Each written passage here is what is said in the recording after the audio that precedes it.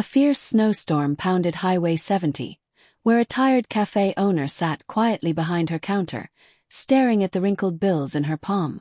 $47. That was all she had left. And with only a week before the bank locked her doors for good, it felt like the end of everything. The mountain wind screamed against the windows of Maple Crest Cafe, a lonely stop in the Colorado Highlands. Snow drifted in heavy waves, swallowing the world outside in endless white.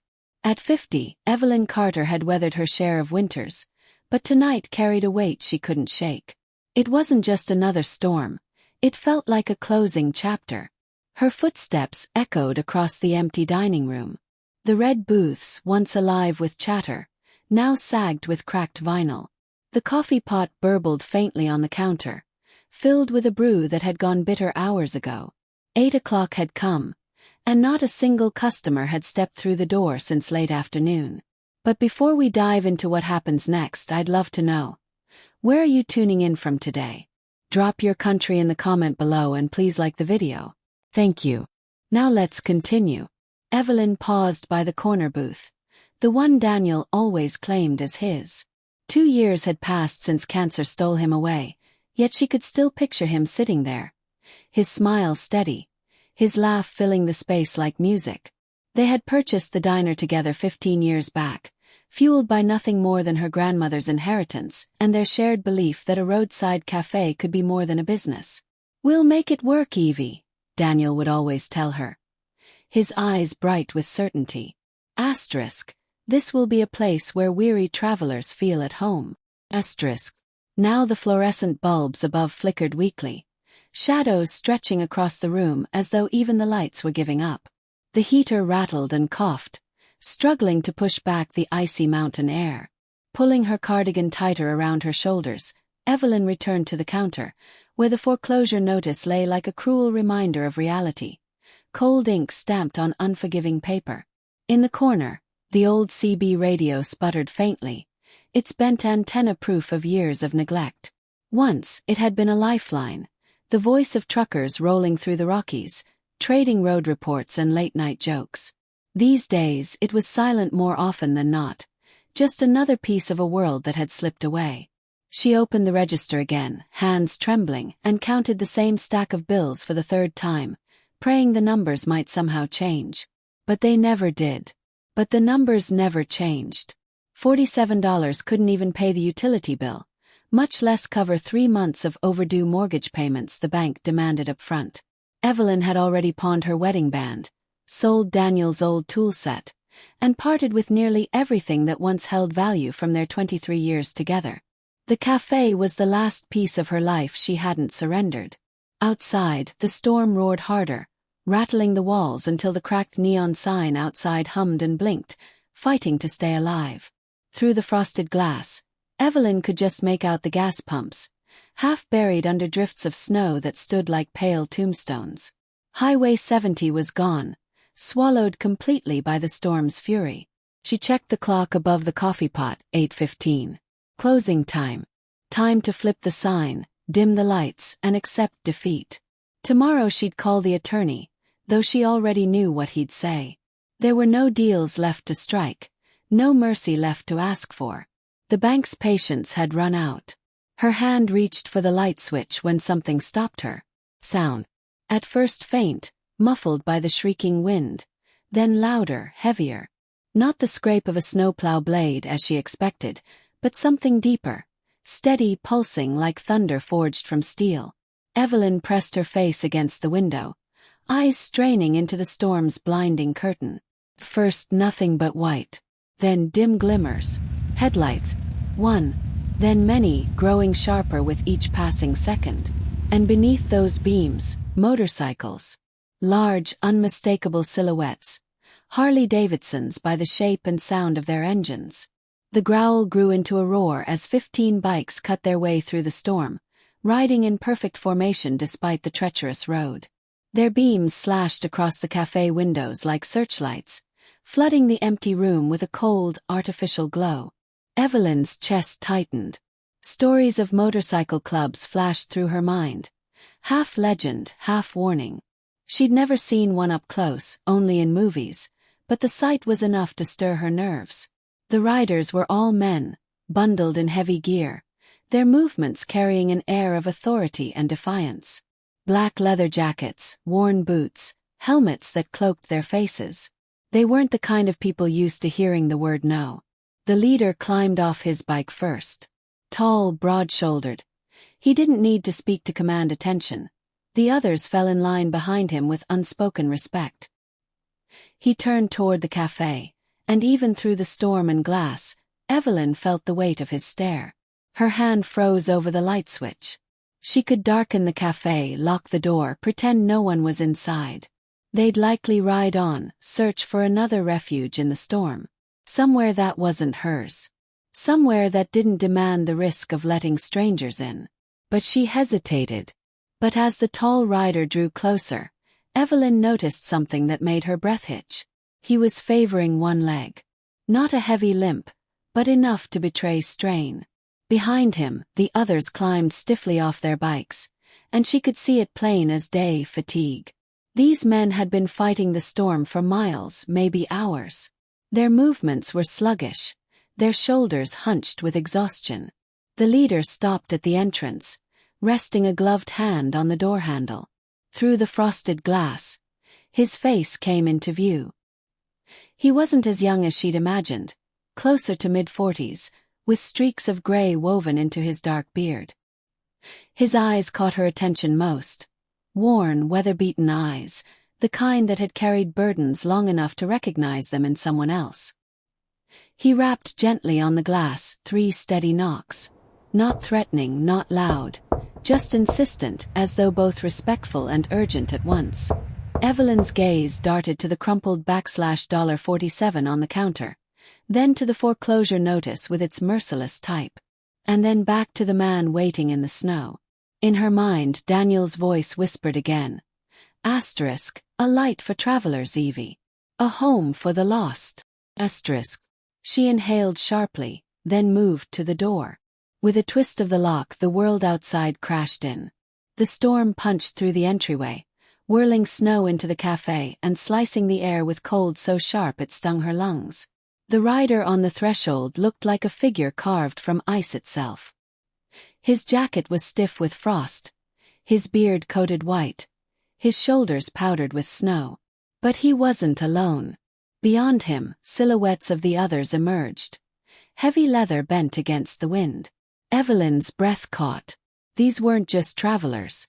Their coats bore patches she recognized instantly. Those infamous emblems that had headlined news stories for decades. The winged skull, the grimacing death's head. Across their backs, bold letters spelled the name that made towns whisper. Hell's Angels. 15 of them. Giants of men with arms like steel cables, faces etched by years of grit and hard miles, and an aura that warned most people to step aside without question. The leader towered at well over 6 feet. His salt and pepper hair tied back into a rough ponytail, his beard spilling down to his chest. His skin was mapped with tattoos, intricate swirls and jagged symbols that looked like chapters from stories she'd rather not know. A scar cut across his face from temple to jaw, and his pale blue eyes, cold as frozen rivers, carried the weight of too many battles, too many choices carved into memory. Behind him, his crew looked like they'd stepped off a movie screen. One man's shaved skull was covered in ink, a spiderweb crawling up his neck. Another wore a defiant mohawk, even though he had lines on his face deep enough to mark 50 years. His jacket strained against muscles packed tight as stone. The youngest rider, barely out of his 20s, strutted with the restless energy of someone eager to prove he belonged among wolves. Then the leader spoke. His voice gravelly, raw from the cold and no doubt years of smoke and road dust. "Evening, ma'am," he said. "I know we're asking a lot," the man said, his voice rough but steady. "We've been on the road 12 hours straight. About 10 miles back, the highway was blocked completely.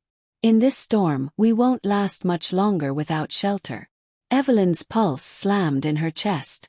Every instinct screamed at her to slam the door shut, throw the lock, maybe even reach for the phone and dial the sheriff. Men like these, broad-shouldered, inked with symbols that warned rather than decorated, could break her little cafe apart without breaking a sweat. And she had no doubt they'd been in worse scrapes than her imagination could picture. But then she noticed something. For all their size and menace, they stood waiting. None of them crowded the door or tried to force their way inside. The leader kept both hands where she could see them, his stance careful, almost deferential. And in his eyes, yes, there was weariness but also something deeper. A quiet plea, a flicker of hope she knew too well. "How many?" Evelyn asked, her voice barely above a whisper though she already knew the answer. 15, he replied. "Name's Jack Morrison. Thunder Ridge chapter. We're riding back from a memorial down in Denver. We can pay for hot food and coffee. No trouble, just a roof and some warmth." She glanced past him at the others peeling off helmets. Their appearance was enough to make any sensible person back away. Faces marked with scars, skin covered in ink, hands thick as stone and shaped by violence. Men who looked as though they'd fought their way through life, and usually won. But beneath the hard edges, Evelyn saw something else. The slump of shoulders. The heavy drag of fatigue that ran deeper than the cold. These weren't predators hunting trouble tonight. They were worn down, spent from hours of battling the elements. She stepped aside. "Come in," she said firmly. "All of you." The shift on Jack's face was immediate. Relief. Gratitude. "Thank you," he murmured, his words simple but heavy. "You don't know what this means." One by one, the riders filed in, stomping snow from their boots, ice clattering from their jackets. They were giants, most of them the kind of men who filled space without trying. Their coats creaked as they moved, the stitched patches and pinned emblems catching the harsh glow of the fluorescent lights, badges of rank, territory, and loyalties from a world Evelyn had never touched. Yet despite their intimidating looks, they were careful. The mohawked rider held the door for the youngest member. Several paused to scrape their boots more thoroughly before stepping onto her floor. Respectful, cautious, mindful of being welcomed where they could easily have been refused. Evelyn counted as they entered. 15 exactly as promised. The eldest looked to be near 60. His hair silvered but his bearing steady, almost noble, despite the skull and wings across his back. The youngest, barely more than a boy, fumbled with his gloves, his hands shaking. His eyes darted nervously around the room, more frightened than fierce, looking less like an outlaw and more like a student far from home who'd lost his way. "Find a seat wherever you like," Evelyn said, retreating behind the counter. "I'll put on a fresh pot of coffee." The men spread out across the booths and stools with a kind of weary relief, their frozen jackets groaning as they bent and shifted into place. Up close, Evelyn could finally make out the details hidden by the storm, the layered ink curling across arms and necks, the careful stitching of patches, and the unspoken order in how they sat. The veterans of the group slid into the prime spots automatically, while the younger riders kept to the edges without needing to be told. The youngest, called Danny by one of the others, chose the bench by the frosted window. Even in the relative warmth of the cafe, his body still shook, his thin frame wrapped in a jacket too big for him. An older rider, sleeves rolled high to reveal both arms blanketed in elaborate tattoos, took the stool closest to the counter. The words Sergeant at Arms were embroidered beneath his chapter insignia. He gave Evelyn a small nod when their eyes met, a gesture of respect that eased her nerves just a fraction. "Not seen a storm this mean in years," Jack said, settling at the stool near the register. His jacket was unzipped now, exposing even more emblems. President stitched in bold letters. Military ribbons pinned neatly beside a small American flag, a surprising touch of patriotism for someone branded by the world as an outlaw. Evelyn poured steaming coffee into thick white mugs, her hands steadying as the familiar routine grounded her. "Sugar and cream are on the counter," she said. "Help yourselves." The men wrapped chilled fingers around the hot mugs, savoring the warmth. As she moved between them, Evelyn let herself take stock. 15 riders. A near-empty kitchen. $47. And not much time before someone noticed they hadn't eaten. Men like these weren't the type you wanted to turn away with empty stomachs. But as she studied their faces, lined, scarred, weary yet softened by relief, she understood something else. Under the leather, the patches, and the heavy reputation, they were just people who'd found themselves stranded in a storm. By 10 o'clock, the blizzard had only worsened. The wind shrieked against the walls like a living creature, while the glass panes turned white with snow so thick it seemed painted on. Jack's earlier hope that the road might reopen quickly had been too generous. The crackling voice on the radio confirmed what they already suspected. Interstate 70 was closed in both directions, with no promise of when plows could even attempt to clear it. Could be morning, Jack told her as she topped off his coffee for the third time. Could just as easily be 2 days. Patrols not risking their people until the wind calms. Evelyn nodded, her mind racing through numbers that never came out right. 15 men. Possibly 2 nights. A pantry scraped clean. The eggs and bacon had been gone for days. Hash browns were a memory. In the storage closet she'd scavenged a handful of dusty soup cans, but they wouldn't stretch far. And her last $47 might have bought something if stores were open and the roads were passable, but neither was true tonight. The riders seemed to accept their fate, settling into the diner as though it were a temporary camp. A few leaned back and drifted into sleep in the booths. Others gathered around a table where one of them, a burly man named Pete, pulled out a battered deck of cards from his jacket pocket. Their low voices and the quiet shuffle of cards filled the silence as the storm raged on. They had offered to pay for supper, but Evelyn had waved the idea away. How could she take their money for the meager odds and ends she'd scraped together from the back room? Danny, the youngest of the crew, had dozed off at one of the corner tables. His head rested on folded arms, sleep claiming him at last. In slumber, he looked even younger, 22, maybe 23. A face better suited for lecture halls and campus libraries than the harsh backseat of a Harley.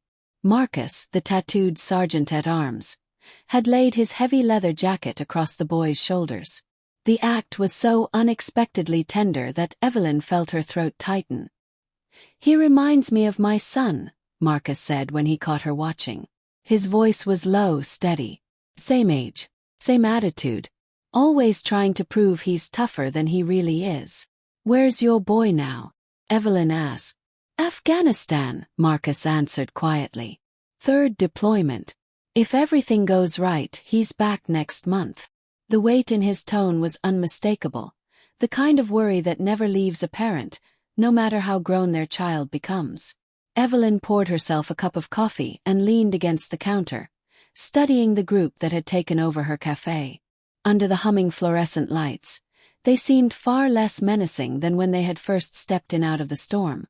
The leather vests and jackets were tossed over chairs, leaving flannel shirts, faded jeans, and work boots scuffed from years of labor. They weren't movie villains.